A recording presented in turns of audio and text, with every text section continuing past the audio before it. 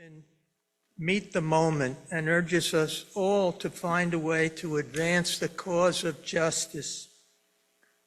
This is my way. When Alicia Pittman earned a BA in English in 2019 from the University of Florida, she envisioned a career in publishing, helping authors sell their work. She may eventually do that, but right now she is a paid Sierra Club community organizer for the Stop the Burn campaign, of which Patrick is the senior organizer and long has been affiliated with this campaign. Alicia grew up in Belglade, went to Glade Central High School there, and has had sinus and allergy problems stemming from smoke inhalation. She makes presentations to groups and organizations and coordinates with other nonprofits. When I asked her why folks should care about this campaign, she said, anybody living in Palm Beach County should care. A campaign like this could be needed anywhere. When large corporations establish a hold on your community, it will be a small issue until it's on your doorstep. Alicia?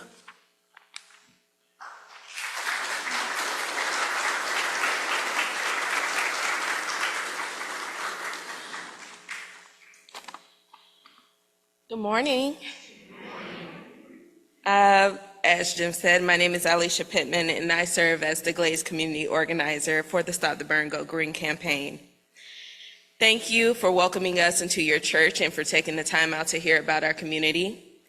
As Jim said, I was born and raised in Belglade, Florida, and like many from my area, I carry a deep sense of pride and appreciation for my community. While our community faces many challenges, it is also a place of great beauty, resilience, and strength. Belglade is known by the motto, "Her soil is her fortune," but for those of us on the campaign and residents alike, we know it as its people are her fortune. Yet today, Glades residents continue to bear the burden of a system that provides us little benefit. Our past and our present are rooted in agriculture, but very few of us actually profit from it. And when we consider the burning practices allowed in our community, every single one of us becomes a victim. Like many residents, I grew up in a culture where sugarcane burning was considered normal because it has been normalized for generations. Even today, city officials are dismissing it as nothing more than a nuisance. In doing so, they undermine the very real and harmful effects that pre-harvest sugarcane burning has on the health and well-being of our community. Much like the corporations that continue these practices, our commissioners, city officials, and community leaders often work to distract from the reality we live with, upholding a system that is actively failing us. Many residents, including those employed by the sugar industry itself, suffer from respiratory illnesses. Our elderly and our youth are the most vulnerable, yet they remain the least protected. As a child growing up in the Glades, I saw this firsthand, and my time as an educator worked to remind me of this. I went from watching classmates checking their pockets to make sure that they had their inhalers, to watching co-teachers hold asthmatic and smoke-sensitive students behind during recess. I have a young family member right now who spends every night during the burn season attached to a nebulizer, a routine he has been familiar with from birth. Today, we are seeing a growing number of cancer cases in the Glades region, and a surge of new studies are documenting the connection between long-term exposure to particulate matter, the pollutant that is released during the burn season, and dementia, another growing ailment that we are seeing to rise in the Glades residents. This is more than a nuisance, and this life should never have been normalized. In 2015 and again in 2024, I was drawn to this campaign not only because I have been personally affected by the burns in my community, but because my family has been affected. My friends have been affected. The educators who taught and inspired me were affected. Our businesses, our churches, our medical providers, our athletes that often receive a lot of praise have been impacted. I was drawn to this campaign because it echoes a belief I have long since held: we deserve better. Never has our campaign been an enemy of the sugar industry, even when we have been villainized. It is not, nor has it ever been, our interest or intent to eliminate the sugar industry or to run prominent sugar growers out of our community. We have only asked the industry to be better neighbors, to stop the outdated burning practices that they are stubbornly holding on to, and to move our community into the future with green harvesting. Do not be mistaken, this issue is not confined to Western Palm Beach County. This is not simply a Glaze issue. I am here today not only to inform you of our plight, but to also remind you that issues like ours, when ignored, have a way of spreading. What may seem distant or insignificant today can quickly become a threat at your doorstep tomorrow. If you've been paying attention, Loxahatchee is currently being threatened by the construction of a data center right in their backyard. Like ours, their fight is far from over. The pervasive stench of corporate greed and the exploitation of underserved Black and brown communities is not new. It is as old as this country itself, and yet despite its history, we know when our neighbors deserve better. As technology advances, as opportunities expand, and as we witness our state, continue to flourish, we must take a breath and ask ourselves, how is it possible that we are also seeing environmental racism at the scale we are experiencing in our shared county? How is it possible that we have not evolved past this? And how is it possible that ordinary people like you and I are so easily forced into paying for the cost of a decision that we did not make? Our campaign stands not only because we ask ourselves these tough questions, but because we ask our community members the same. Once again, our mission today is not only to raise awareness, but to ask you to stand with us, to fight with us for our health, for dignity, and for justice. And with that, thank you again for having us.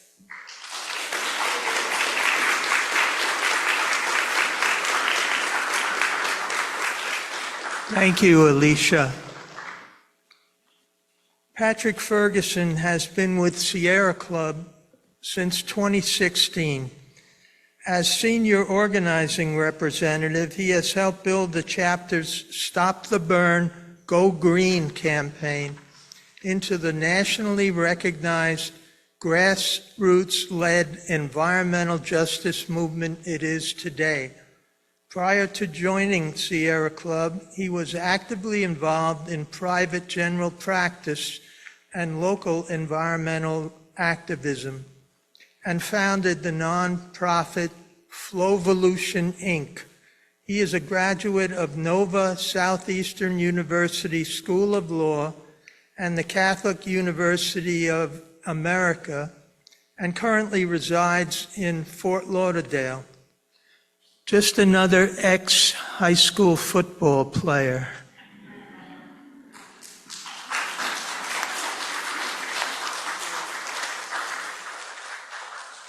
Hello, folks. First and foremost, I just want to thank you all here today. Jim in particular, for years, he's been such a great ally in this important fight.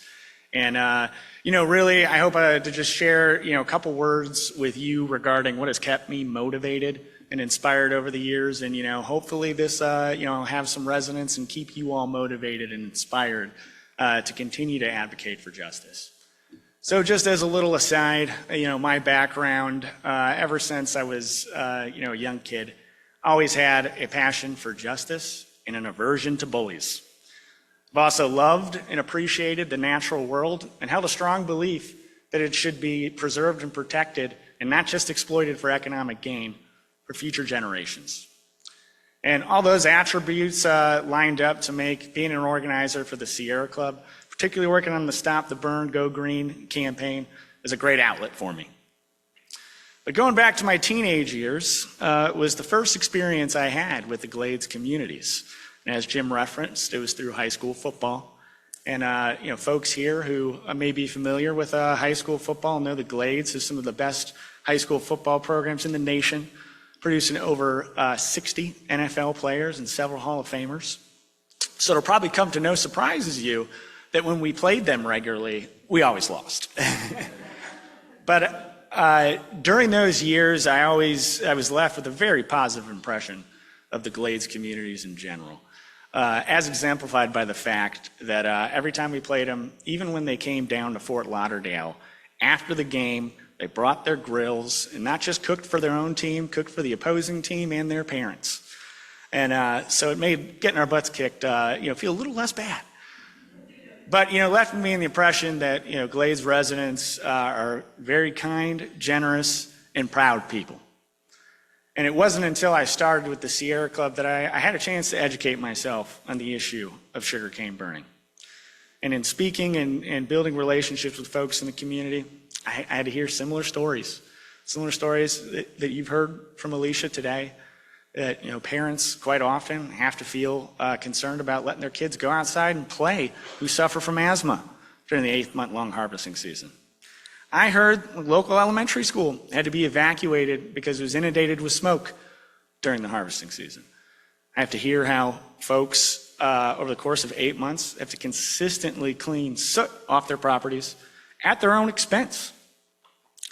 And, reoccurring issues that folks will say that their doctors tell them that the long-term solution for some of their healthcare problems, particularly respiratory issues, is to simply move to another community with better year-round air quality. And that certainly got me enraged. Furthermore, when I found out how sugarcane burning was regulated, that the protections are put in place, prioritized protections for wider affluent communities to the east, which is just a prime example of environmental racism. Furthermore, I was enraged after I got to see Big Sugar's propaganda machine in action within the local community. And, the consistent lies that have been spread about our campaign to create that false dichotomy that advocating for cleaner, sustainable harvesting practice somehow tantamount to destroying the industry and removing local jobs, which is absolutely not the case. But those are just what got me enraged and lit a fire inside of me. Let me tell you what has inspired me. What has inspired me is, seeing firsthand the dedication, perseverance, and courage of the local leadership team, the Stop the Burn, Go Green campaign. And, their endurance to consistently, speak out against Big Sugar and to see all the progress that has led.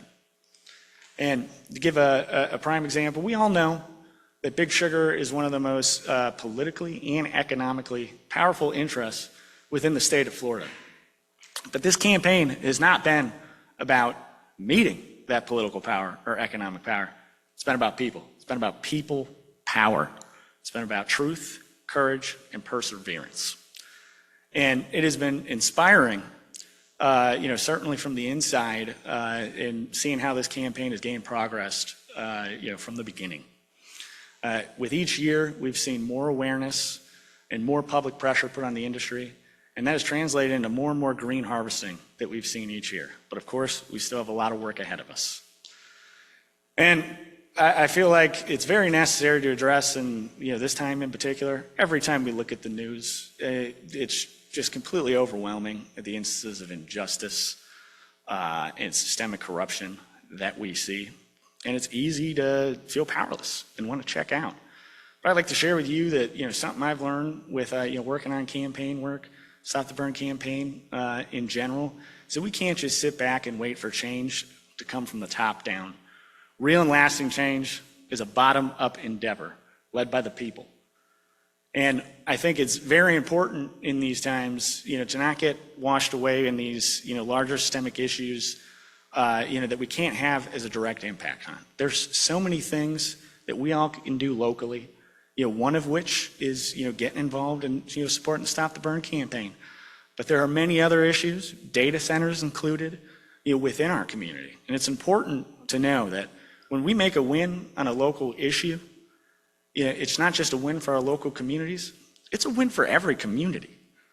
It's building that positive momentum, providing inspiration and a blueprint for other communities to follow. It's about people coming together, organizing, persisting, and refusing to accept the status quo of injustice as normal. And when we get together and continuously focus on what we can have a direct impact, that is where I truly believe, we're going to see the larger change that I know all you folks want to see out there in the world. And in conclusion, I've always drawn strength from the quote from the great Dr. Martin Luther King Jr., that the moral arc of the universe is long, but it bends towards justice. And let me tell you, the best thing we can all do is come together and find ways we can locally bend that arc. And, that is how I truly believe that we meet this moment. And I just, want to thank you for, your presence, your voice. And hey, folks, we're all stronger together. So let's keep at it. And I'm looking forward to getting more into the weeds in the presentation afterwards. But thank you all.